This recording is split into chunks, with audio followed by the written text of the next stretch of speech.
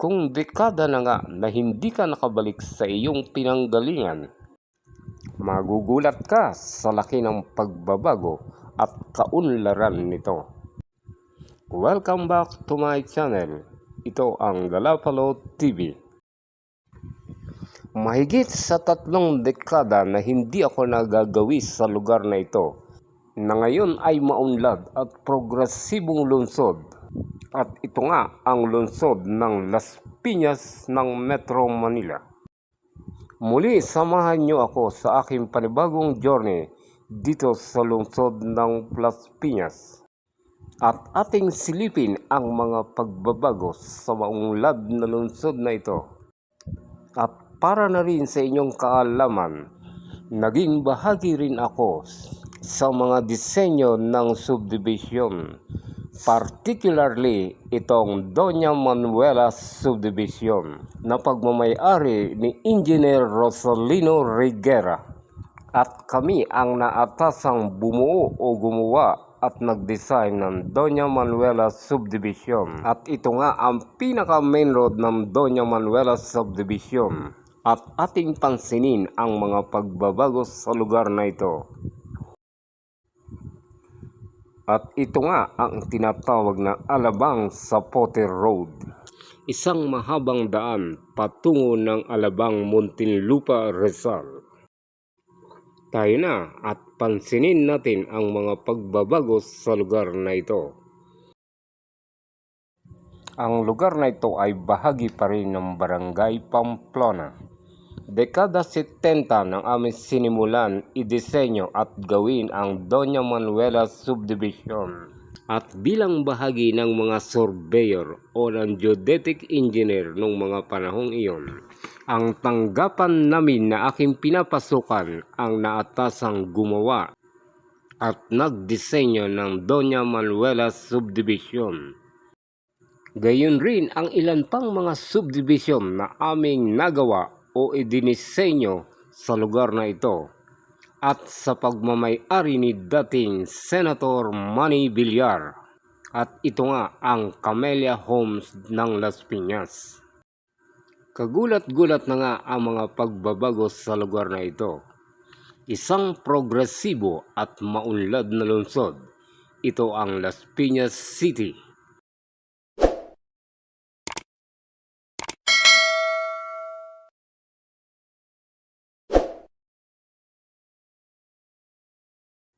At masasabi ko nga na malaki na ang pagbabago ng lungsod ng Las Piñas sa ngayon.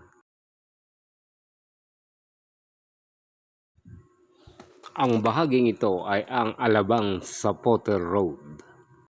At atin lang silipin ang mga pagbabago sa lugar na ito.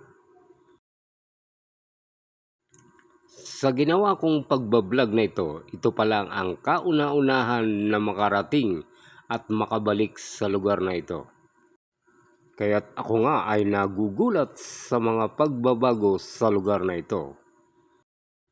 Na dati-rati ay mga kabahayan at kabukiran ang makikita sa lugar na ito.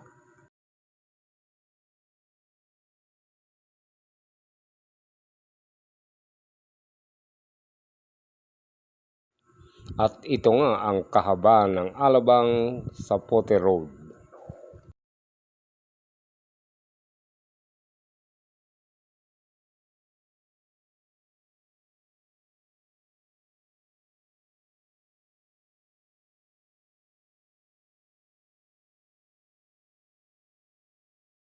At ang bahagi namang ito ay patungo ng Alabang, Muntinlupa, Rizal.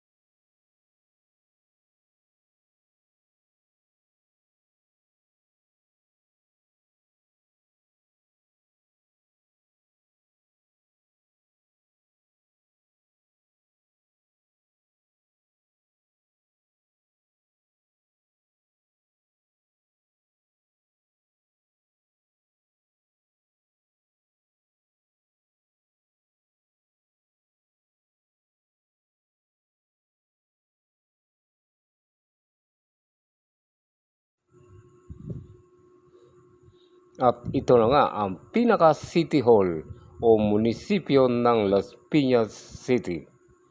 Sa mga panahon na kami ay naririto sa lugar na ito, ang mayor o ama ng lungsod ng Las Piñas sa mga panahong iyon ay si Ginoong Pelemon Aguilar.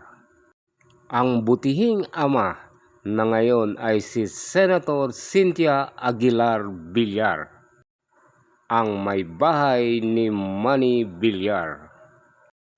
Ang vlog kong ito ay isang pasilip lamang at aking susundan sa mga susunod upang alamin ang mga pagbabago sa lugar na ito. Muli, maraming salamat sa inyong pagsubaybay.